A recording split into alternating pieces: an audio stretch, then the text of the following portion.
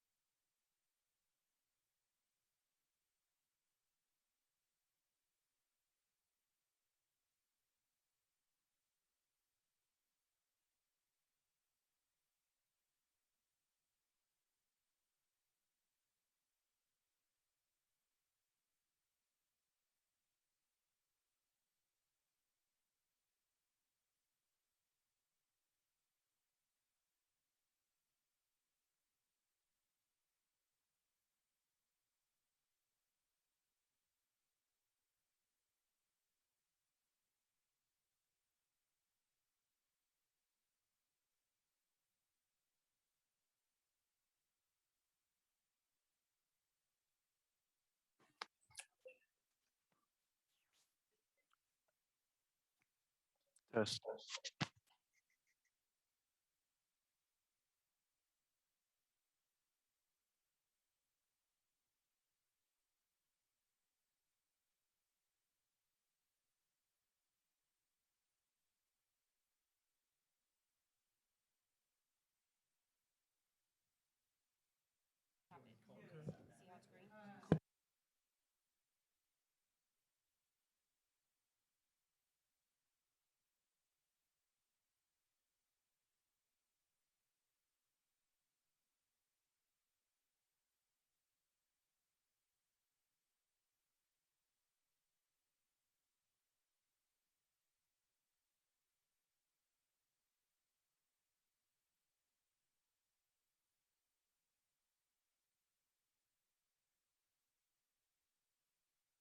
Tab it.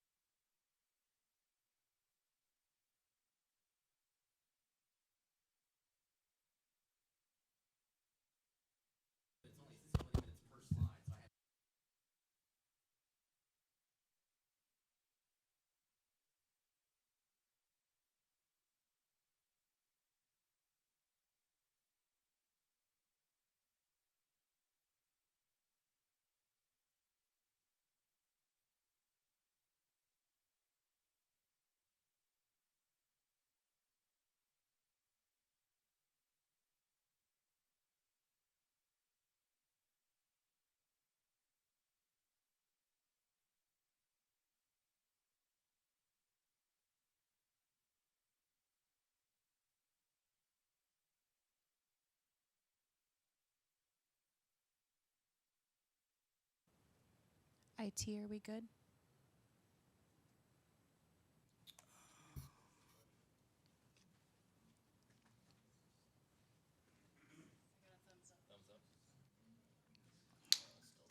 It's good to be sitting this close to you guys without, Oh, yeah. it does. So I'm a little closer to Randy than I like to be. I can't touch. You don't worry, you're the.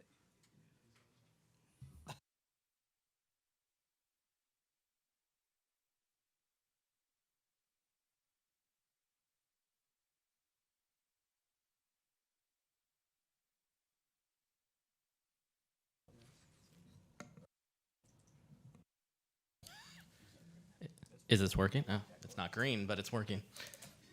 I like that. Bro, she's cool. All right. Well, it's good to see everybody here in person in the audience. I'm excited to see all the turnout. It is now 6 p.m. I call this is it 6:01 p.m. I call this meeting to order. The Planning Commission meetings are now open for in-person attendance, as you can see, with no restrictions. The meeting is still being live streamed on YouTube, however. Visit the city's webpage at www.cityofmenifee.us/agendas for more information. Could the clerk please call roll? Commissioner Ledoux, Here. Vice Chair Madrid, Here. Commissioner Thomas. Here. Commissioner White, Here. and Chair Diedrich. Here. Mr. Casson Klein, I know you're on your device, but would you mind leading us in the Pledge of Allegiance? I'll always drop what I'm doing to lead the pledge. Yeah, boy. You would all place your hands over your heart and repeat after me. Ready, begin. I pledge allegiance to the flag of the United States of America and to the republic for which it stands, one nation, under God, indivisible, with liberty and justice for all. Thank you, sir. Moving on to item number 4, presentations, none tonight, correct? All right, moving on to item number 5. Are there any modifications to the agenda tonight? No modification. No modifications, all right. Can I get an all in favor to approve the agenda? Aye. Moving on to item number 6, public comments. Madam Clerk, are there any requests to speak tonight? We do. This is the time for members of the public to address the commission about items which are not listed on the agenda. The Ralph M. Brown Act limits the commission's ability to respond to comments on non-agendized matters at the time such comments are made. Each speaker will be limited to 3 minutes on any single item. Please sign up in person at the kiosk or online at cityofmenifee.us/agendas. First, we have Steve Westberg, followed by Carl Wessenberg. Please. Hello. Good evening. Good evening. I'd like to introduce myself. My name is Steve Westberg, proud Menifeean since 1995, co-owner of West Towing. We are a local owned and operated company, tow company that started here in Menifee in 2006 with just my folks and myself and one truck. Today, we've grown alongside with Menifee to 12 trucks, 25 employees, 4 of which are my daughters. West Tow provides Menifee and surrounding cities emergency roadside service along with Geico and AAA members, as well as local businesses in and around our great city of Menifee. West Tow also proudly provides service to Menifee Police Department, as well as their fleet and evidence tows. The reason I'm here today is we have been attempting to make Menifee our home for our towing impound yard, but with no luck. With the storage yard here in Menifee, closer to the Menifee Police Headquarters, we can provide a much better service to the Menifee Police and the residents of Menifee. Quicker response times to accidents and police calls. And most importantly, by moving to Menifee, we save the citizens of Menifee the frustrations and hassles of having to reclaim their vehicle from the current location in Paris, our current location in Paris. However, the current zoning and classifications of our use only allows us to be located in a handful of sites within the city of Menifee. We've looked at these few sites, but with none are either they're not available or suitable for our needs. I come before you tonight with a simple consideration that you can work with us in making our critical business a home here in the city of Menifee. We're not a junkyard. We don't buy and sell cars. We don't dismantle parts. We are a vehicle impound lot that provides the city with a way to keep the streets clean in the event of a local accident or just an impound. We merely bring cars to our facility, store them until claimed. Thus, I come to you tonight as a citizen of Menifee, a business owner, and someone who would like to have this use reconsidered, such as I could do what is best for the community and myself and locate my business somewhere here in the city of Menifee. I would like to see if we could look into that at some point, and that's it. Thank you for your time. Thank you, sir. Carl Wessenberg, followed by Casson Klein. Good evening. Good evening, Chairman, Commissioners. First of all, I've never followed a Westberg with a Wessenberg, so we're separate. It's not a misspelling. It wasn't a miscommunication. Just two quick issues, because I know it's a public comment period. First, I want to thank staff. Your staff here, I'm old enough to have been in 100 cities, 1,000 cities in America. Incredibly helpful, insightful. They know the zoning ordinance, they know the regulations. Incredibly easy to work with, getting us up to speed. I say that because after that consultation with them, Steve has tried. We've looked at every site that's available for his zoning, and it's just not going to work under existing zoning. We've looked at every site and some that weren't. So I didn't want you to think when we come back with a formal application that we haven't tried. We've been doing this for 6 or 8 months throughout your town. So we'll be back with a formal application and hope at that time to fully explain his use, how it relates to other uses that would be permitted, and what he can add to the city of Menifee. So thank you, guys. Thank you.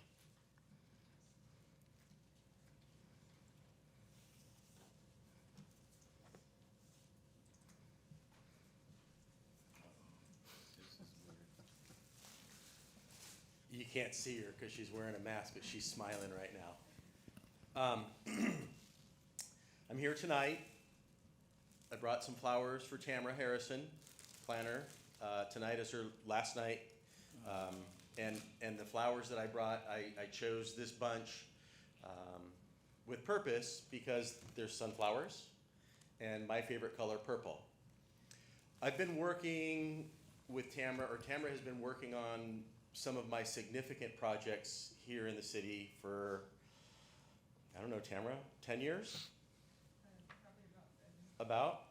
And so I wanted to come tonight to express my appreciation for Tamara as she leaves on my behalf as a development consultant, but also on behalf of the clients that I represent. I know that Ron Sullivan has sent her some emails thanking her for her service and her dedication, but I wanted to thank her publicly. I did so last Wednesday night at City Council, but I thought it was more important tonight with the Planning Commission, as well as she's presenting tonight for a project. And I just wanted to publicly thank you very much, Tamara, for all your support, your kindness, your diligence, your professionalism, all of those things. You're very much appreciated.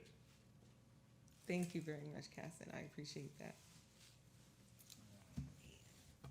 I probably should have done this before she started looking at one of my projects.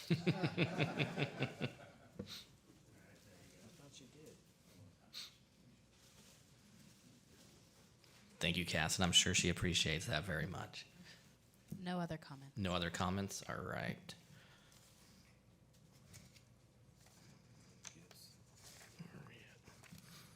Moving on to item number 7, approval of minutes. Can I get an approval of the June 23rd, 2021 minutes, please?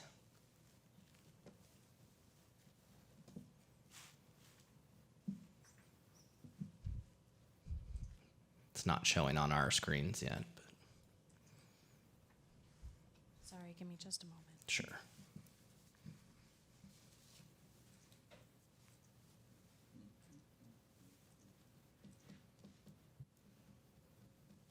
I apologize if we can just do a voice vote for this. Can I get a motion? I'll make that motion. Second. And Commissioner Ledoux, Aye. Vice Chair Madrid, Aye. Commissioner Thomas, Yes. Commissioner White, Aye. and Chair Diedrich. Aye. Thank you. That passes 5-0. Thank you. Item number 8, consent calendar. No items tonight. Moving on to item number 9.1. Could the Community Development Director please introduce this item? Thank you, Chair, members of the Commission. This public hearing item will be presented to you tonight by Senior Planner Tamara Harrison. Thank you, Mr. Chair, Commissioners. Tamara Harrison presenting for staff. Agenda item 9.1 is for Newport Point Commercial, and it consists of plot plan number 19, PLN 19045, conditional use permit PLN 19044, minor conditional use permit number PLN 200359, tentative parcel map PLN 190047, and sign program number PLN 190046. The project site is located south of Newport Road and west of Evans Road, just across Newport Road from the city's Community Services Department and within the Newport Estates specific plan. The general plan designation for the site is Specific Plan 140, which is again the Newport Estates specific plan. To the north, you can find the 2.1 to 5 residential, as well as 2.1 to 5 residential to the west of the site. To the north, there's also a corner piece of public facilities. And to the east of the site is the Economic Development Corridor designation. To the south of the site are properties that are also within the Newport Estates specific plan.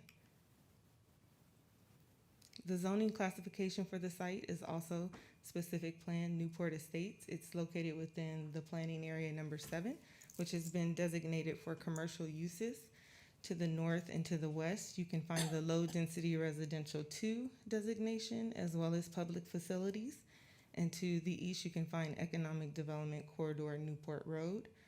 To the south, again, properties that are also within the Newport Estates specific plan, more specifically in Planning Area 1, which is medium residential, and Planning Area 6C, which is park and detention uses. The plot plan 190045 is an 11 acre site, and it's going to have a total of 7 buildings with 84,211 square feet. Those buildings will consist of a grocery store with off-site alcohol sales, a drive-through restaurant, 2 restaurant/retail buildings, a daycare, and a gym and fitness center. 415 parking stalls were required for the project, and 480 stalls have been provided. Here's the site layout, and you can see on the far western portion of the site is building number 1, which is the proposed grocery store. On the far eastern portion of the site is building number 7, which is the gym and fitness use. The building located at along the southern property line is building 6, which is the daycare building. And in the central portion of the site, you have building 2 for the car wash, the drive-through, which is building 3, as well as buildings 4 and 5, which will consist of retail and restaurant uses. Access into the site will be via 4 driveways, 3 located off of Newport Road and 1 off of Evans Road. Driveways number 1 and 3, as numbered on this illustration, will have right turn in and right turn out movements only. Driveway number 2 in the center will also have right in, right out, but it will also include a half signal to allow left turns in from Newport Road. The project will also be constructing a raised median in the center of Newport Road, as well as it includes enhanced paving at each driveway location and at the major drive aisle intersections within the project site. Excuse me. The project also includes enhanced landscaping and walls along the southern property line as well as the western property line to buffer from the residential uses that are existing there. The applicant has also conducted community outreach with the HOA to the south of the site, and they did receive, excuse me, again, a favorable response from that community group. As far as landscaping, the applicant has provided 75,533 square feet of landscaping, while only 43,000 was required. And again, there's an enhanced landscape buffer at the southern property line, which was one of the standards for buffering for the specific plan. Also, you will have a memo in your folders, planning commissioners, where we have updated the wall and fence condition of approval, basically stating that during post-entitlement, when we're looking at final wall and fence plans, the applicant, the developer, and the tenant for Building 6 will come to an agreement on the type of fencing around the playground area, just to make sure it's safe for the kids, aesthetically appropriate, and cohesive with the center.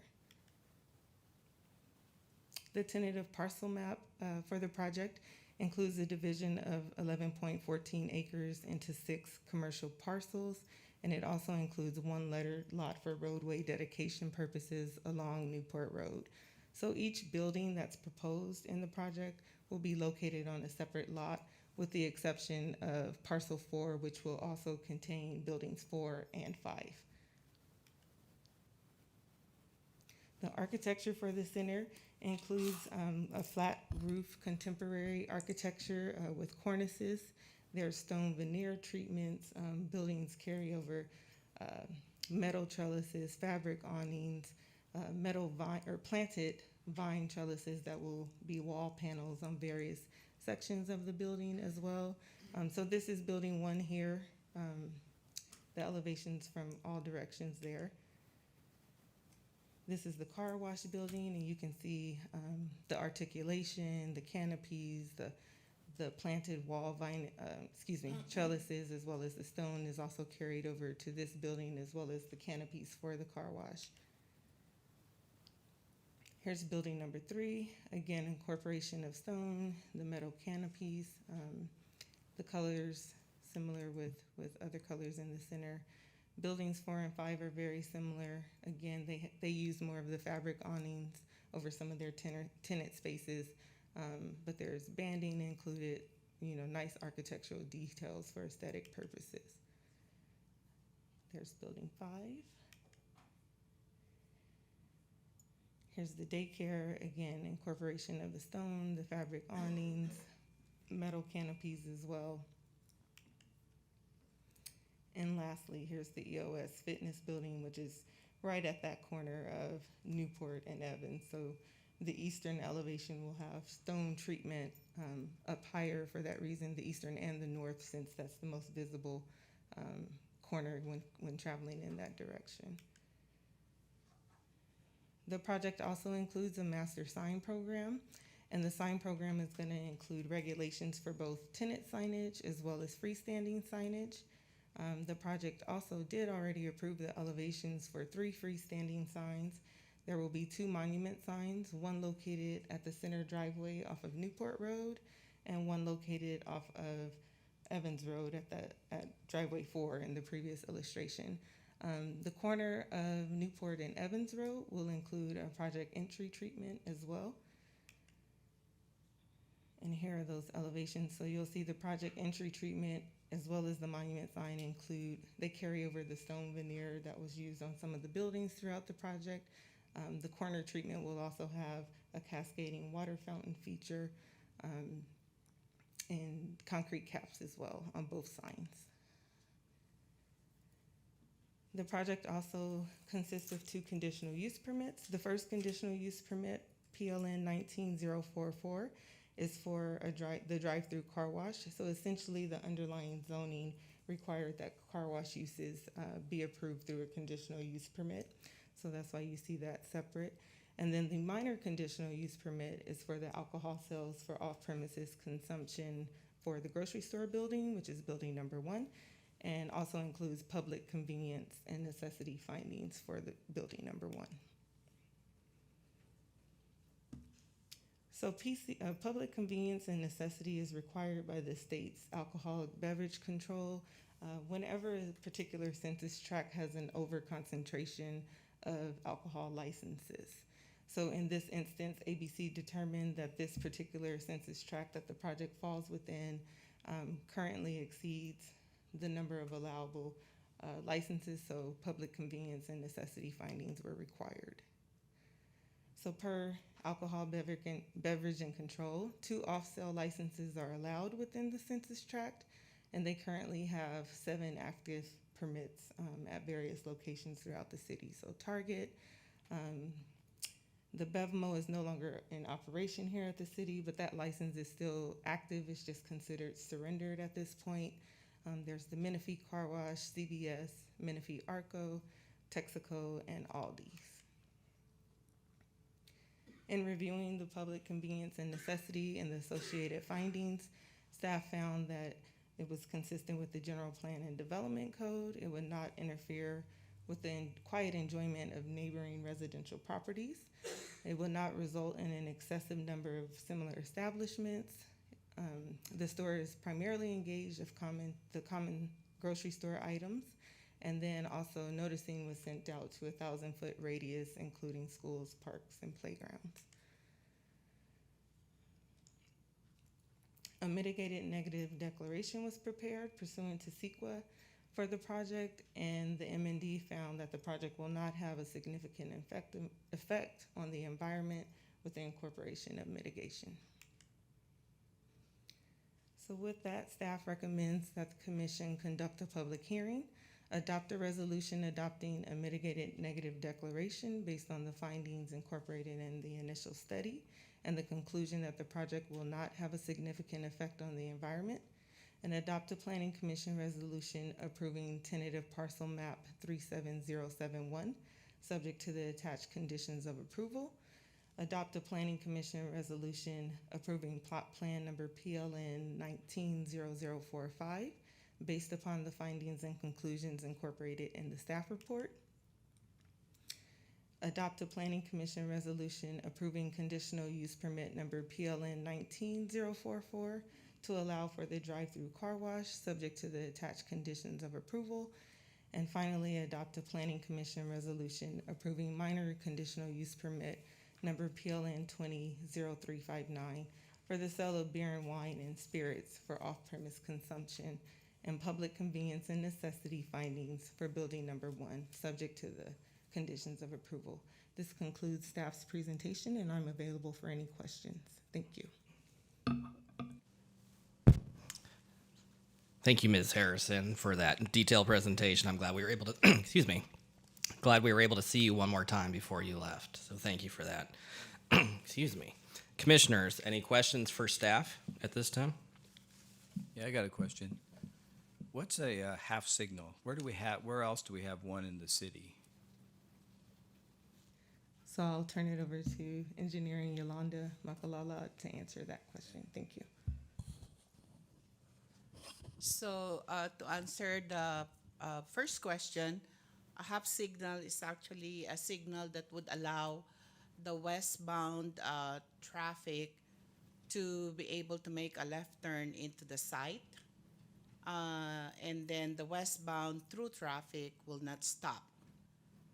Okay. So that's what the half signal will do. And then to answer your second question, this is the first that we will have in the city. Does it use a turn pocket? Yes. Mm-hmm. Question I have, when we look at the, I'm sorry. No, you have something? no, go ahead. The backside elevation of the fitness center, can we pull that up real quick?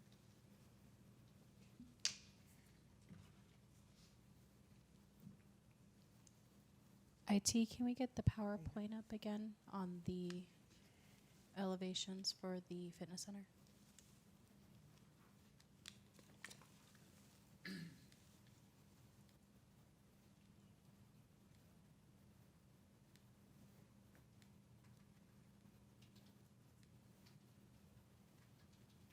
So which, So it would be, the east side there? And so the right, I'm sorry. what we're looking at on the right corner, that's what we would see at the corner of Newport and Evans? Is that correct? Correct. Okay, I just wanted to make sure it was foresighted and had some things like that. Okay. Yes. Any other questions for staff? I do have one. For the drive-through, the 2 drive-through uses, did we make sure that there's adequate queuing in place? I know with some of the uses in the city, we have some backups, and so I just wanted to see if that was addressed in this. Yes, so for the car wash building, the stacking is adequate. They actually have 3 lanes that will be that cars can pull in. On the drive-through use, the location that's shown, that's currently shown on the site plan of the menu board does not meet the stacking. However, the project has been conditioned to review and get an updated site plan prior to any building permit issuance to make sure that that menu board meets the appropriate stacking. Great, thank you. All right, if there are no other questions for staff, we will open the public hearing at 6:26 p.m. Madam Clerk, was the hearing legally noticed? Yes, I was. And have we received any correspondence? No correspondence. Thank you. Are there any public comments on this? No public comments. Thank you. Would the applicant like to speak? Good evening. Scott Yorkison with Saline Development, representative of the developer. Wanted to thank you for the evening, and also I didn't bring flowers, Tamara. It's been 3 years working on this, and you've been fantastic, and it's very much appreciated. I echo what the gentleman said previously, and Cheryl also spent a lot of time.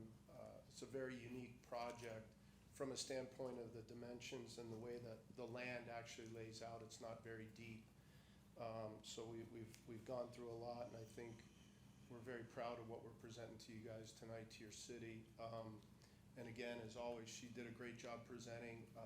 Most of our professional team is here, so I think just to let you know, we're here to answer any questions. If you have detailed questions, something you want answered, clarified, we're here. But she did such a great job, I don't want to take up everybody's time. Well, thank you, Mr. Yorkson. Any questions for the applicant? Please. The grocery store, the grocery outlet, I've seen them, never been in one. Is that like a Winco, Food for Less, an Aldi, Trader Joe's? And if you wouldn't mind, Pat, would you like to answer that in better detail than I?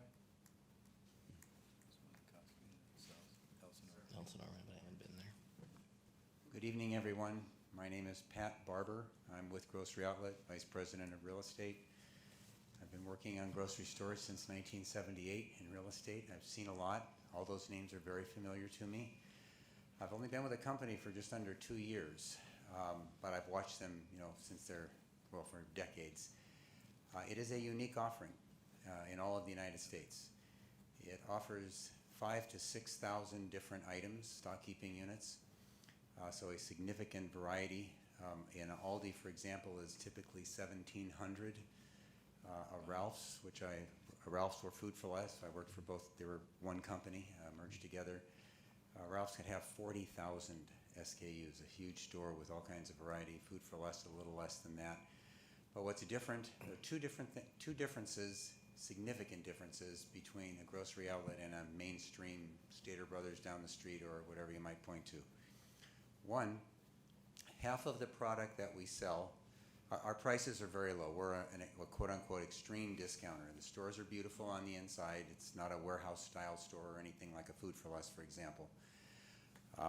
But the products that we sell, half of the sales are there all the time, every day. You'll find them all the time. They're at very, very low prices. The standard things that you expect to find in a grocery store: meat, produce, deli, dairy, frozen grocery, etc. Milk, sliced turkey, bread, eggs, all those things. You can find them there all the time. The other half of our sales, and I'm talking about in overall sales dollars, so to speak, are accounted for by products that are at extreme discounts, typically 40 to 70% lower than the mainstream grocers. We buy them with the idea that these are products that are either a packaging change, a canceled order, whatever it may be, from all of the major food manufacturers in the United States of America. And those products, we buy a certain quantity, and when we run out of it, we no longer have it available. It's the treasure hunt type of thing, like Ross and Marshall's and so forth, that makes it really interesting and really good for a customer who's really looking for super bargains. That's about half of the product that we sell.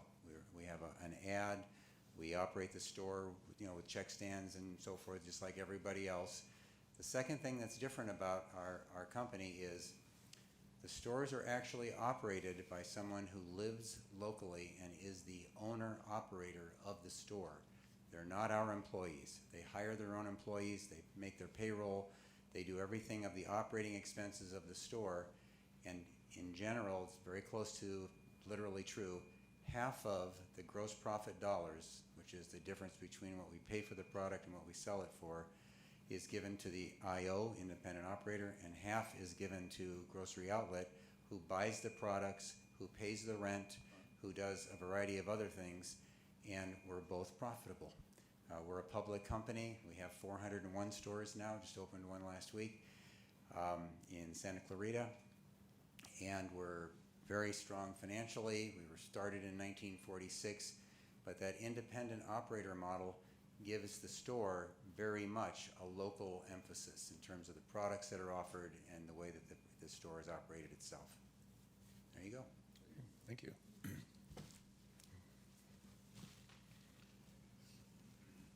Next question, the restaurants that are proposed, can you Yes, just, the drive-through is a Wiener Schnitzel, okay, and the rest of the space in the retail food combo, we have not identified yet. okay, Although we have a nice patio area, we've laid that out, and we'll start really, just because of the timing of the development, the life of a development, now we're hopefully at the point where we can really start having those conversations. okay. And just a final question for me on the daycare.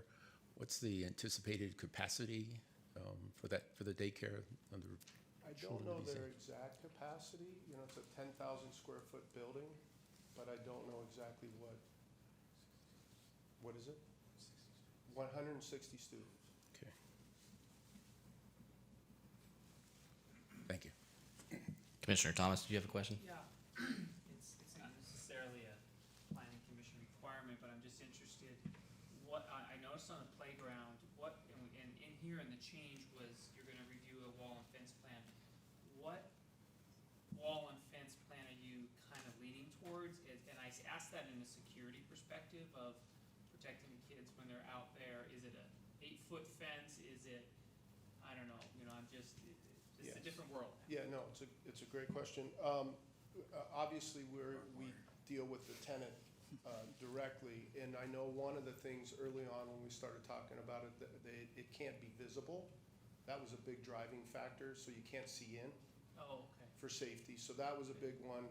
I believe, and don't quote me, I believe the minimum height was 7 to 8 feet is what they wanted. And then, as they added, Tamara and I spoke on my way here about what that fence, the construction and what it would look like. I need to speak with them, and I certainly agree that to what she had proposed, which would be, I'll meet with them, we'll come back to the city and come up with the right final design in regards to safety, aesthetics with the rest of the center. So that we'll have to figure that out as we finalize it. Just interested to see what the plan was. Okay, thank you. That's it. That's a very aggressive center you have there. When's your projected opening date, and what's the sequence of opening of the stores? Well, we'd like to open them almost all simultaneously. That would be the ultimate goal for a lot of reasons. Right now, we're targeting third quarter of next year. Okay, thank you. Yep. And one other question, and it may have been in the staff report, I didn't see it. Is the fitness center 24 hours or is it hours No. operation? It's not 24 hours. Great, well, thank you. One more question. Do you agree to the conditions of approval that were in this package? Yes. Thank you. Thank you. No other questions. I will close the public hearing at 6:35 p.m. Commissioners, comments and discussion? I'd like to say a few things. Please. Thank you, Chair. I think I'm excited about the center. I think it's really nice looking. It's closer to down where I live, so it's another option for my family and I to visit that center. I am excited about the parking. I'm kind of a parking person, and we are requiring 415 spaces, but they're providing 480, which is a great parking ratio. It works out to like 5.7 per 1,000 on the overall center, which is great. That was going to be one of the things that I wanted to talk about tonight, but that's really a good parking ratio for that. I initially thought that the drive-through car wash in the middle of a center like this was unique. And in my discussions with Cheryl, she reminded me that there is another car wash in the middle of a center on Clinton Keith, across from the high school that's built now in front of what will be probably the new Costco across from the high school. I had some business in Marietta today, so I drove through it and checked it out. It's actually really cool. And the design and the traffic flow and the lanes going in, that was really cool. And I thought that if this one's going to be like that it would fit nicely in there, and it was pretty cool. One of the other things I wanted to talk about was Randy brought it up earlier, was the half-light. We're getting to a point where we're getting a lot of right turn in, right turn out only developments along Newport. Obviously, it's a busy street. The half-light's going to allow westbound traffic to turn left into the center, but there are no points in the center where we can turn left out of there to go westbound. We'll have to go either to Evans to make a left onto Evans, and then up to Newport to make a left and go westbound, or we can go out to Newport and then swing a UE at Evans and head westbound.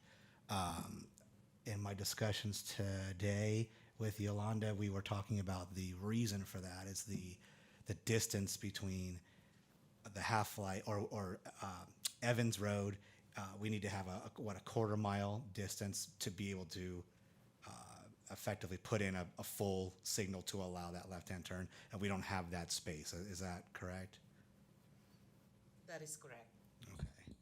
And then it's I'm assuming the development's not large enough moving west to successfully put in a full signal further west of where it's at, correct? That's correct.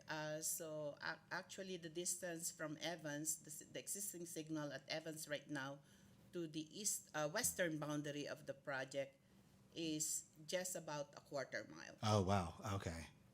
All right. So to effectively put in a signal that meets our standard, you're essentially putting in the signal past the boundary of the project. Gotcha. Okay. So I would have liked to have been able to turn left out of that center or see that we can do that, but it appears that we just engineering-wise we can't really do that. So other than that, I am excited about the project. So my comments. Thank you for that. Any other? For the project as is. All right. With no other comments, we have 5 resolutions to adopt. Can I get a motion and a second to adopt a resolution adopting a mitigated negative declaration?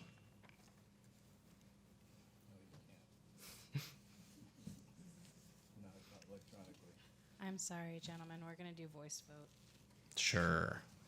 Can I ask for a motion and a second on the mitigated negative declaration?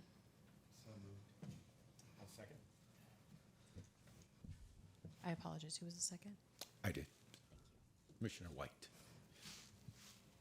Commissioner Ledoux, Yes. Vice Chair Madrid, Yes. Commissioner Thomas, Yes. Commissioner White, Yes. and Chair Diedrich. Yes. Motion passes 5-0. Now, can I get a motion and a second to adopt a resolution approving tentative parcel map number 37071 PLN 19-0047? I think the electronic is up.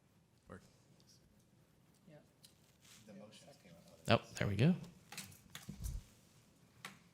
We're just going to hop back and forth tonight.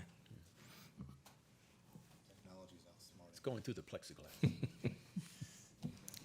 That passes. I don't know. On my screen, can I see Who voted what? I just see that it passes. I don't see what the count was.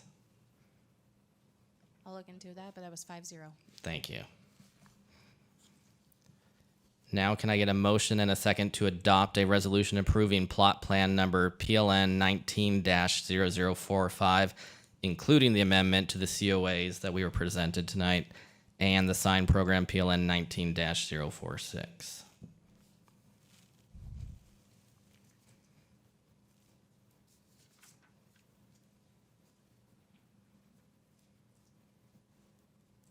That passes. Now can we get a motion and a second to adopt a resolution approving conditional use permit number PLN 19-0044?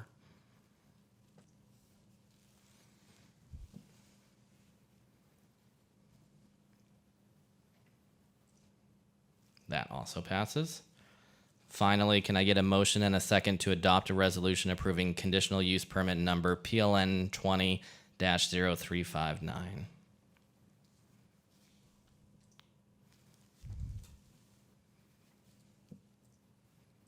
That also passes. Congratulations.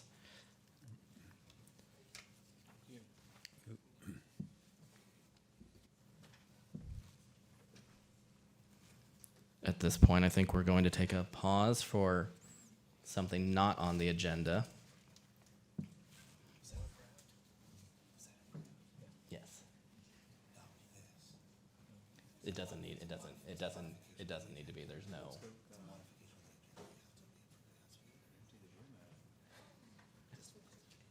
You're scaring me there. He's getting warmed up now.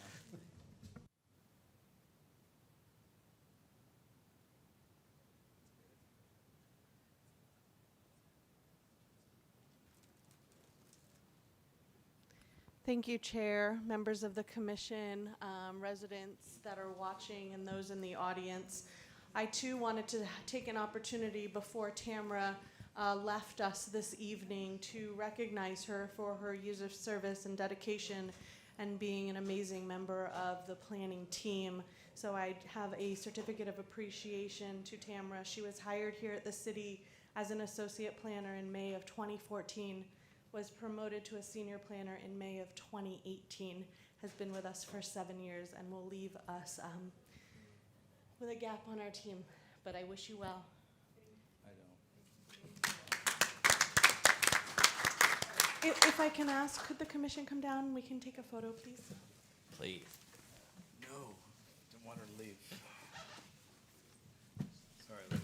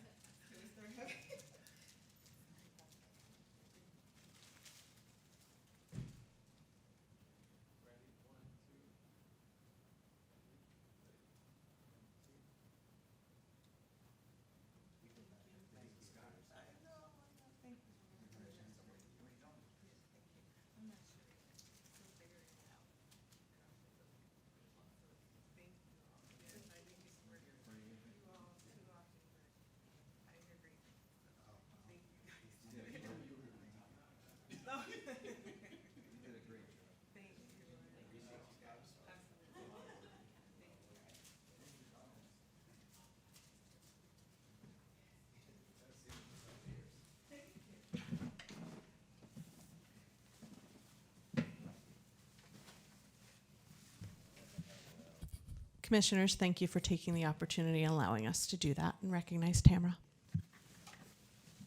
Thank you for putting that together. I appreciate that. We extended the time. There's a resubmit in 90 days. Caston's still here, too. What? Wow. He's ready for the next item coming up, as we all are. Moving on to item number 10.1. Madam Community Development Director, can you please introduce this item? Thank you, Chair, members of the Commission. The item before you is a discussion item. It was placed on the agenda at the request of the Commission at a previous meeting for a discussion regarding gas stations, car washes, and drive-through uses in the city. Our planning manager, Orlando Hernandez, will be giving a brief presentation, and then we'll open the floor for the Commission discussion. Thank you. Good evening, Chair, members of the Commission. It'll probably be very difficult for me to follow Tamara's presentation, but we'll give it a try. As the Director of Community Development mentioned, this is a follow-up to a request by the Planning Commission. Again, this is an open discussion, a dialogue that we want to have with the Commission. We're just presenting some information from our general plan, some findings in terms of some information that we put together in terms of the existing businesses and uses that we have in the city. Just as in terms of background information, the table that you see in this slide shows where in the city these 3 different uses are allowed. Just really quick, the first column, that's commercial retail. Then we have commercial office, business park, industrial, heavy industrial, and then we move into the economic development corridors districts. We have the Northern Gateway, the Mccall Boulevard, we have the Newport District, Community Core, and also the Southern Gateway District as well. As you can see, either these uses they're either permitted by right or conditionally permitted uses. What that means is the item would have to come in before the Planning Commission and get approval with a conditional use permit in order to operate one of those businesses.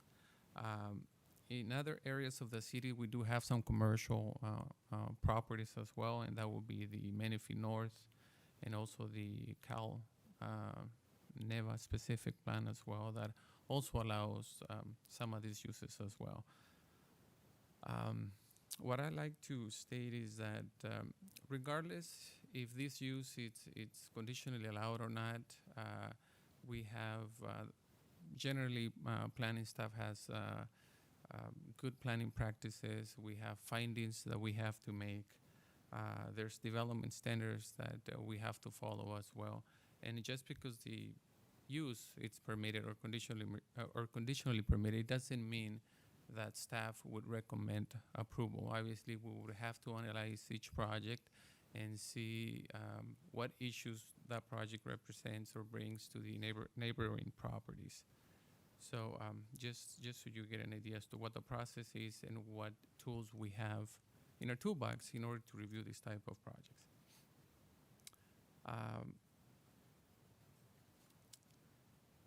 The general plan specifically has a vision, and it specifically calls for a mix of land uses that promote ethnic and socioeconomic diversity, functionality, and sustainability of the city. This is a quote from our existing general plan. As you know, it is the goal of pretty much every community to provide a balance of different types of uses. Obviously, we want to provide retail opportunities, housing opportunities, as well recreation opportunities to all the residents. So it's important.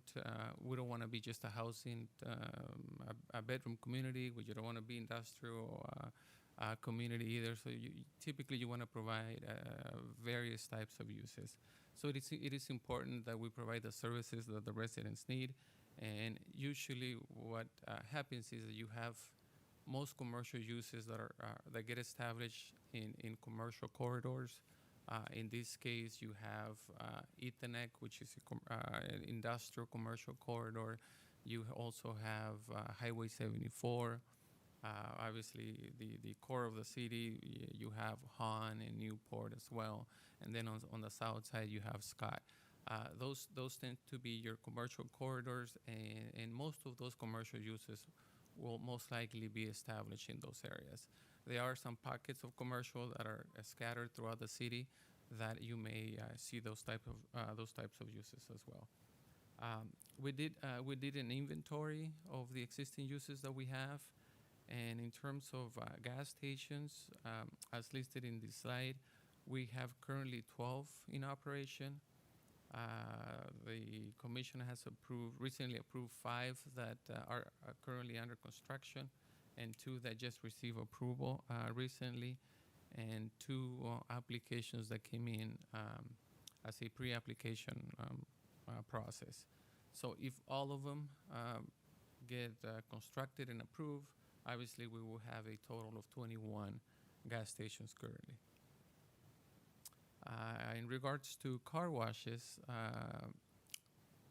the staff report explains the differences between the different types of car washes that we have. The first type is a full service car wash, which we have 1 in the city.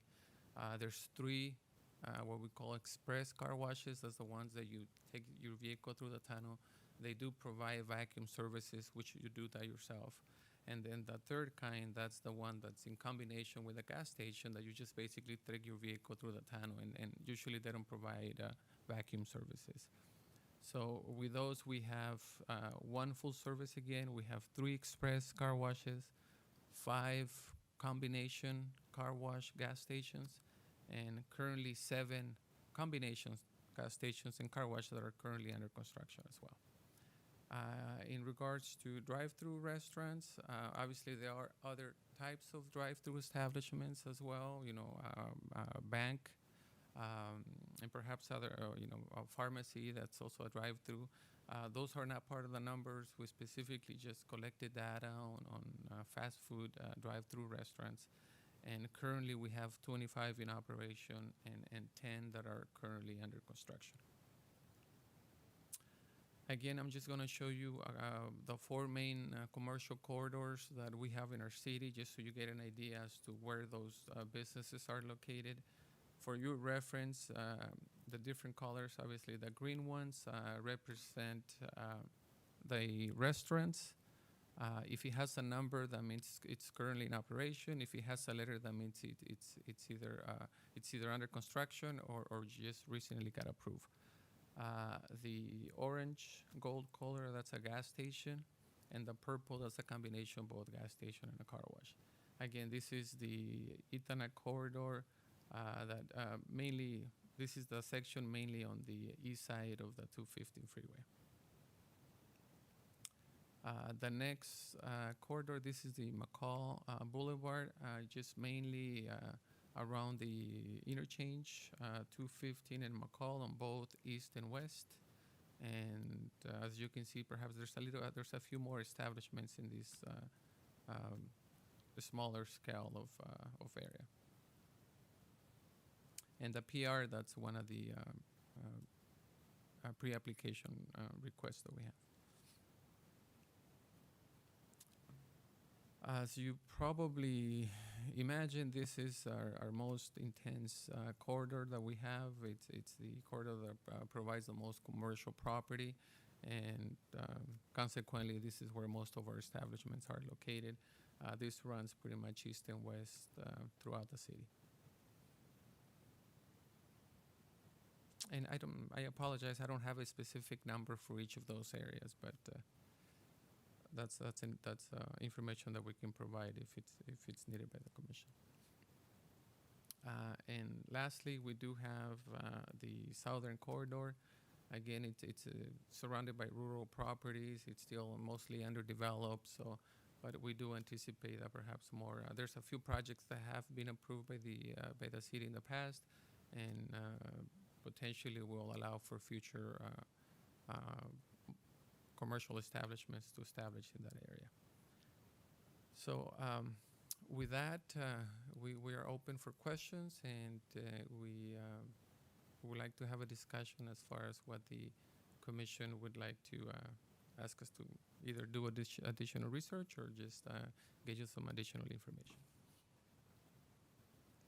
I would like to recommend that you don't change a thing. I like none of our gas stations. When's the last time you saw a gas station with just gas pumps? They all have a convenience store, And several of our gas stations here, you can't even find the car wash. It's kind of off to, I didn't even know where the car wash was on the one at Newport in Hahn till the other day. So that's, but no, I see you're organized and you're putting them together well, and there's not a quota. It's just based on the actual need and demand by the public. So that's where I'm coming from. The only thing I didn't like when I first moved here in 2008 was if there was a truck stop kind of a gas station. And I think the closest one we have to a truck stop type is on Mccall on the west side of the freeway, and it's not that much of a truck stop. So that's all I've got to say.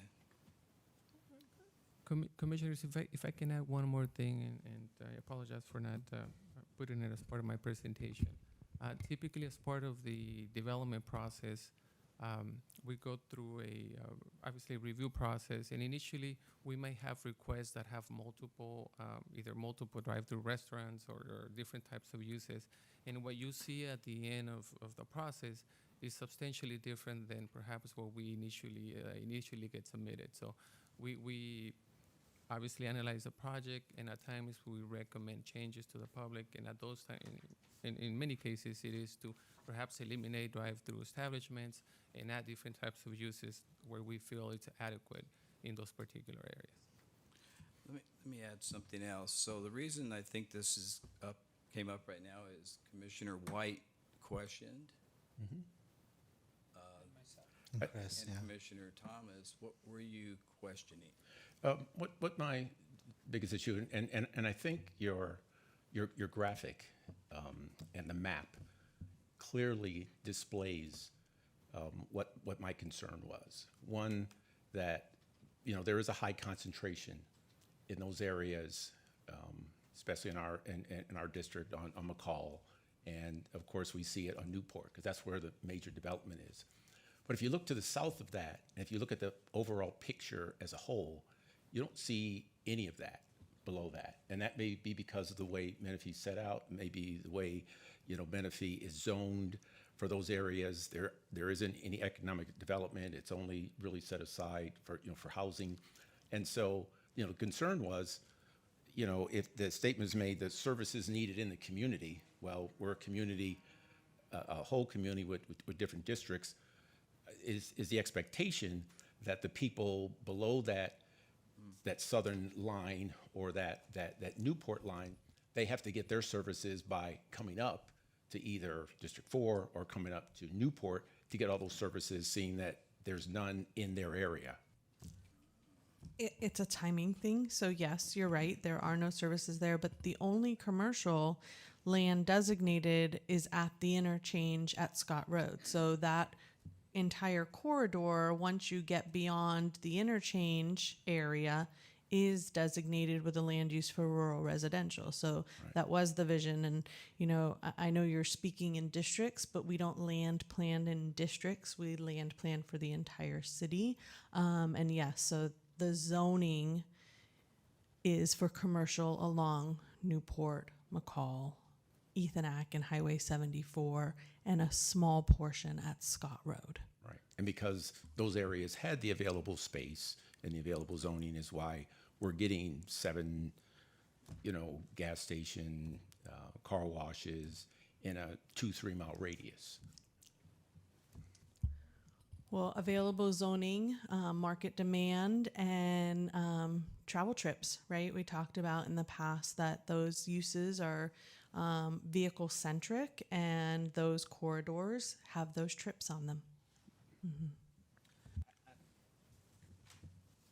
I'd like to add that I think I agree with Cheryl, especially when it comes to supply and demand. I think where we're driving the most is where we're going to want those services. I think that, in my personal opinion, that these developers are very smart. They do their feasibility studies, and if they feel like they can make money at a specific site, that if it's zoned for it, they're going to want to build it. And I understand, you're concerned about the lack of those facilities to the south on Scott Road, and I wonder if there's a developer coming down the road that might feel like there's market support for those developments down there that we'll see more where they're zoned. But I feel, like I said, I feel like these guys do their due diligence, and where they feel like there's demand for it, that they'll request to build. Just my thoughts. And I can agree with that, to a point. There is that whole southern area that's going to be commercial development when we get it, and I'm sure at that time we'll see a lot more development in that economic corridor. But as it sits right now, looking as a person who's just said, where is all the development going on? Where is it happening? What's been the history? That map clearly shows the disparity that I made mention to before, and why it's on the agenda. So, and I need to apologize. I'm speaking on what I see in my area, and I'm not sensitive to what you're seeing and what you're feeling and what your constituents are saying. So, I look at it, as she says, the whole city, right, as a whole. What does the city have as a whole? We won't look in districts, as you say. We'll look at look at a whole, and that's the way I looked at it. So, but again, totally understand. Commissioner Thomas, would you like to add something? Yeah, I was one of the ones that requested this on the agenda as well. So a couple things. First of all, not trying to inhibit development. We're grateful that developers are looking to Menifee. They want to develop here. They're looking at the needs. They want to invest. And we are a pro-business city. What I'm trying to do is look at the long-term viewpoint. When we look at development, it's not just, okay, we can build this thing here. My viewpoint is, will that fit and fulfill the needs for the next 30, 40 years? Also, I'm looking at, I brought this up with the intent of having a more diverse offering of retail in the city. Once you plop a gas station or a fast food down, short of a mega millionaire investor with a great idea, that building's going to be there for 30, 40, 50 years. So what our job as a planning commission is to look at the long-term picture as well as the current market need. But I have to say the long-term picture outweighs the current market need in my viewpoint. And sometimes we have to wait for development to come. So I discussed this at length with a councilman, with some other folks in the city, with staff. We discussed the legal, the development code, general plan, other tools that the city has to use. We also talked about some of the unintended consequences that can happen if you change what the development code is and your intention to change what's built there.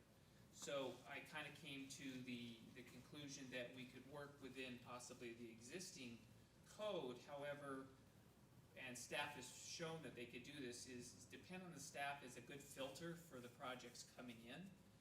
By us having this discussion, we will put the narrative out to the development community, to the citizens and to the city of what we're really looking for. And basically what that is no more, not a multitude of McDonald's, not a multitude of Taco Bells, not a multitude of gas stations, but a diverse use. So if other type of offerings that the citizens have been clamoring for are, we may have to hold out on some developments until those offerings are available. That may mean more rooftops, that may mean a higher socioeconomic level in the city, whatever that is the developer's looking for. If we want those higher and more diverse uses, we may have to wait for that. I will depend on staff to use their direction and their influence on the development community when they come in, doing development review, to direct them to other uses, if possible, that may be a fit. That's really what my purpose in having this discussion is. If you talk to any citizen in the city, the usual what is, they want the higher level grocery stores, they want a sit-down restaurant, they want different fast food offerings even. And that's not going to happen if the same type of projects keep getting approved. So my message is just have, continue doing what you're doing, try and influence a different product offering, and look for the long-term view on these uses. And so at this point, I think it would be up to the council, because I know as there has been discussion by different city council persons, if they want to take this further, they have our message from the council. But that's what at least my view is on this, is a diverse product offering, a long-term view, and while still encouraging development and encourage a development community in that way. I think those are good points, Commissioner Thomas. Thank you for that. I think that serves well. And Commissioner White, I will let you speak again, but I did have a question for staff first. We talked about 21 gas stations in this city, right? And so that's a number. Is that big? Is that small? Right? I mean, do we have numbers, comparatively speaking, for cities of the same or similar comparable sizes, whether that's geographically or population size, as to whether that's a sufficient amount, still an insufficient amount, or? There really isn't a number, right? As a point of reference, the city of Rancho Cucamonga recently took up this same topic, and so that information was readily available. We have less per square mile, almost half, I want to say, than what they have, more built out city. So really, it's difficult. You can't say this is the number. Sure. Thank you. I just want to reiterate a point that Orlando you brought up of we don't want a bedroom community. I was around one of those, and when the economy went down, that city suffered also. I think the biggest point and I think I've discussed this with the community development director, is the money and bleeding money to the other cities.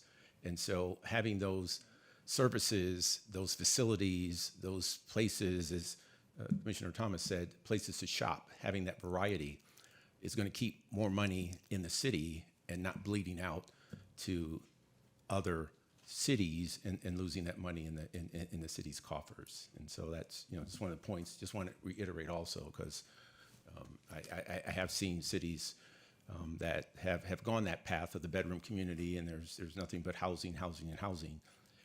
And if the economy turns and you're relying on that housing, you're relying on those taxes and all, versus the commercial taxes and the taxes that you get from the commercial entities, which typically are higher. Those are the ones that we want to. And there's a certain dollar amount that, yes, the gas stations bring in, yes, the restaurants bring in, but again, it's not the same dollar value as you get with the higher economic development. And as I said, hopefully when we get to that economic development corridor and get more and more commercial uses and more money in the city, I'm looking forward to that. So thank you. Randy?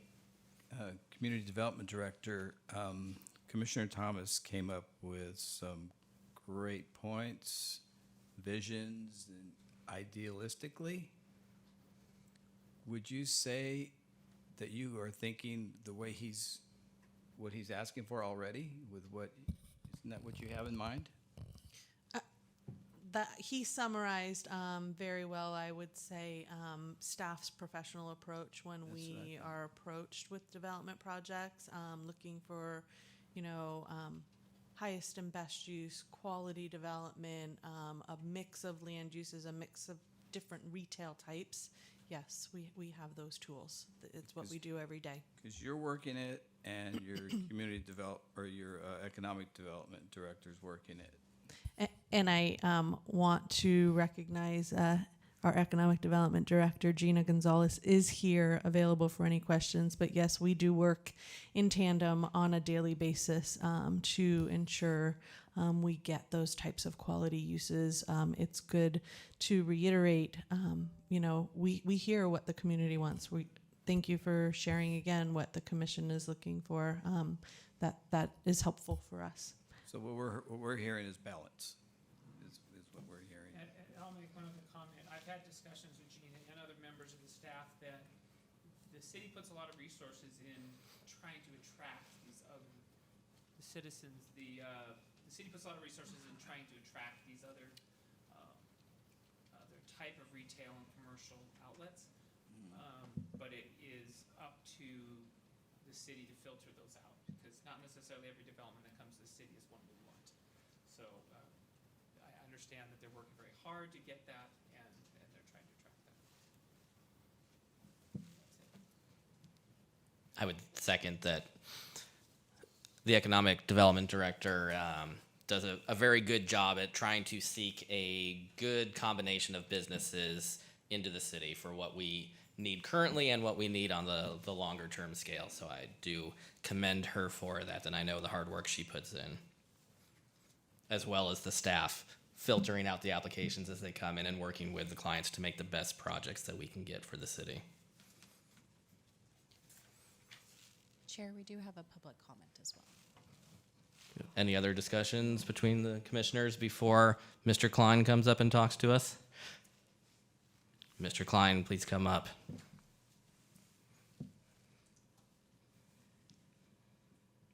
Is there going to be flowers?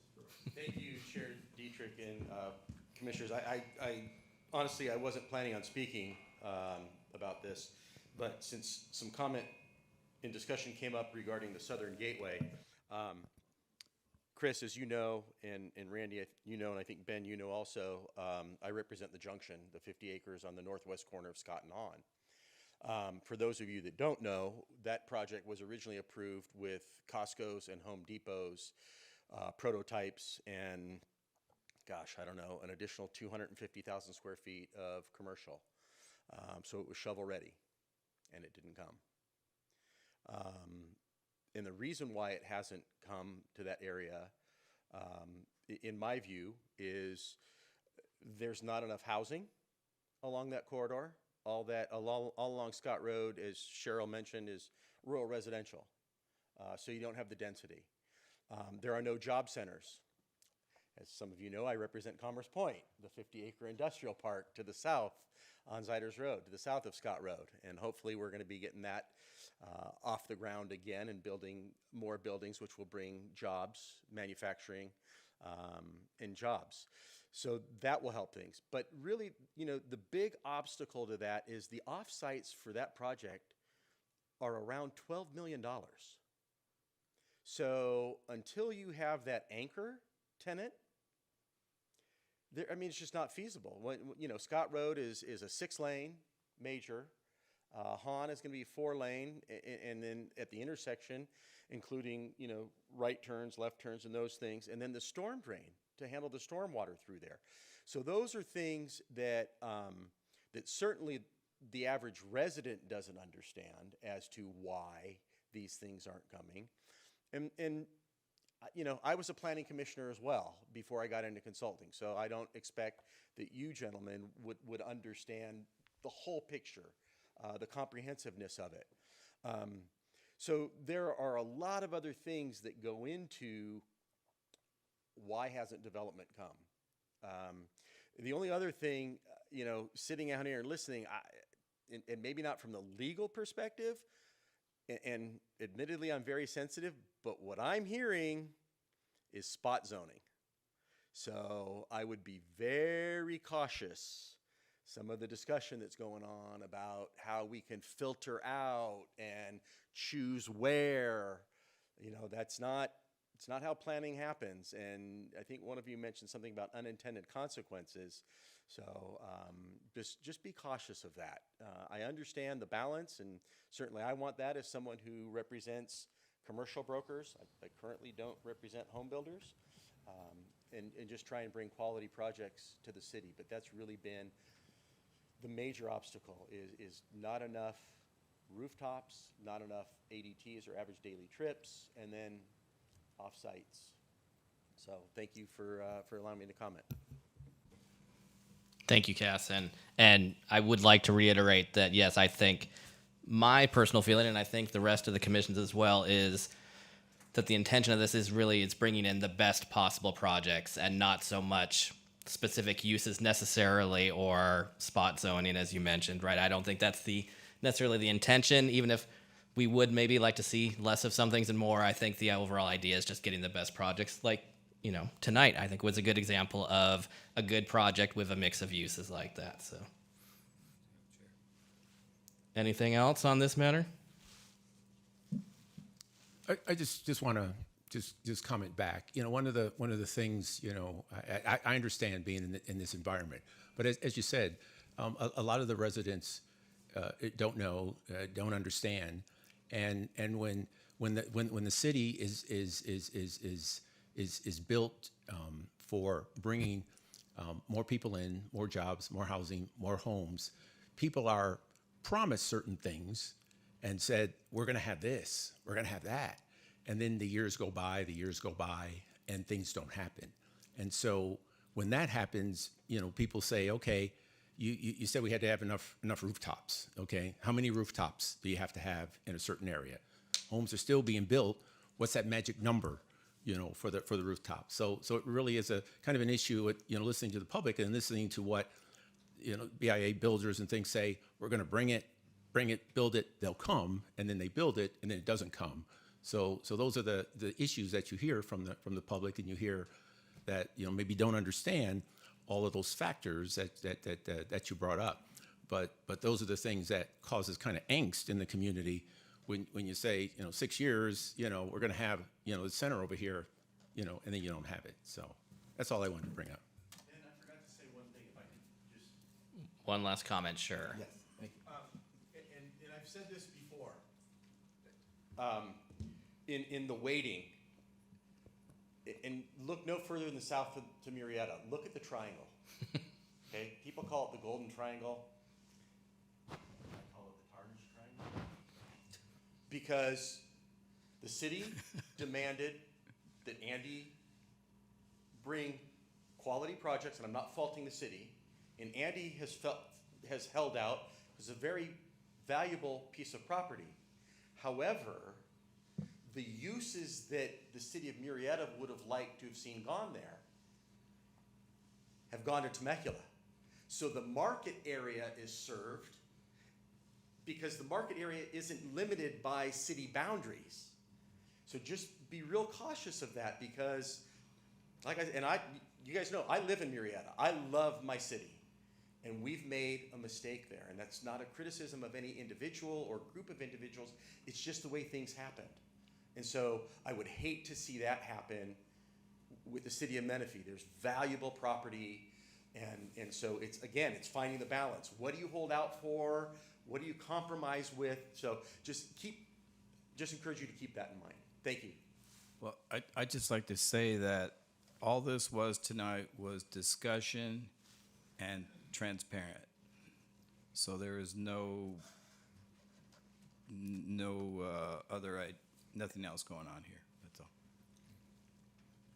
Agreed. I think tonight was about discussion, verbalizing some of our own personal feelings, but not necessarily a foretelling of any future indications. Agreed. All right. I think that is the end of that discussion then. Moving on to item number 11. Madam Community Development Director, do we have any comments from you tonight? I do have some comments tonight.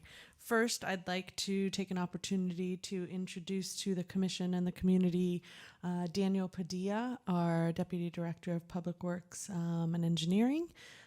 Daniel has been with us now maybe 2.5 weeks. So Daniel, if you want to say a few words. Yes, thank you, Cheryl. Good evening, Chair, Commissioners. Happy to be serving Menifee as Deputy Public Works Director, like Cheryl said, for a few weeks now. And prior to this, I was with the City of Ceres as their City Engineer, Director of Engineering Services in Central or Northern California. And then prior to that, I worked for the City of Bakersfield in the Public Works Department as the Land Development Division Manager. Very happy to be here, and I look forward to working with everyone. And I also worked with Vice Chair Madrid for a little bit in Bakersfield, so it's good to see him again. Thank you. Welcome, Mr. Padilla. And And on behalf of the Planning Commission, I'd like to welcome you, Daniel, and it was always a pleasure working with you, and you're going to be a great asset Thank to you. Menifee. Thank you. A few more updates, if I may. So I wanted to just share with the commission that the 5-year capital improvement program was approved at last week's council meeting. It is a 5-year investment of close to $500 million in infrastructure and over 130 CIP projects. The fiscal year 21-22 budget included 23 CIP projects totaling close to $28 million, and 91% of the budgeted funds are focused on traffic-related projects. So I know, here in what we do when we're reviewing projects, we're always looking at potential traffic impacts and ensuring that projects provide infrastructure and improvements, and we are very focused on making that investment in the community moving forward with the CIP. I also wanted to provide some upcoming events to the commission. We are having a workshop here tomorrow evening as part of our outreach efforts for our environmental justice component that's required by the state as we move along with our housing element update. That is at 6 p.m. tomorrow night. The city manager's office is also rolling out a series of chats with the city manager. The first one will be Monday, July 19th at 6:30 p.m. here at City Hall, and the focus of that chat will be on infrastructure and the capital improvement program. The Menifee Matters newsletter was mailed out last week, so everybody should have received that in their mailboxes, businesses and residents. And then some new business announcements to share with the group. Cherry Hills Plaza, a new Thai restaurant will be going in there, as well as a new coffee shop in the next couple of months.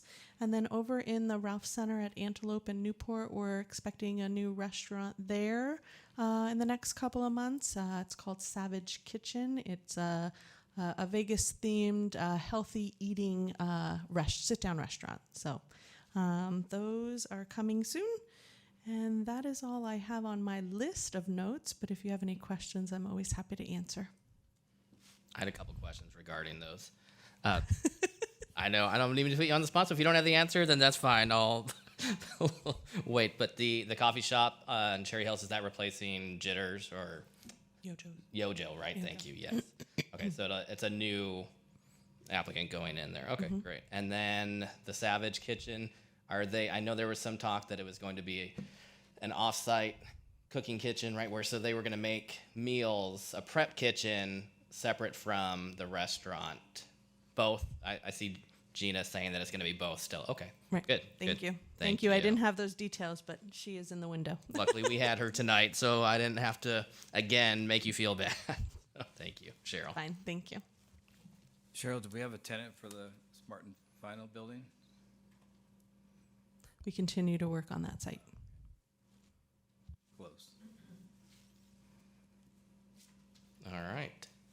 Thank you, Cheryl. I appreciate that.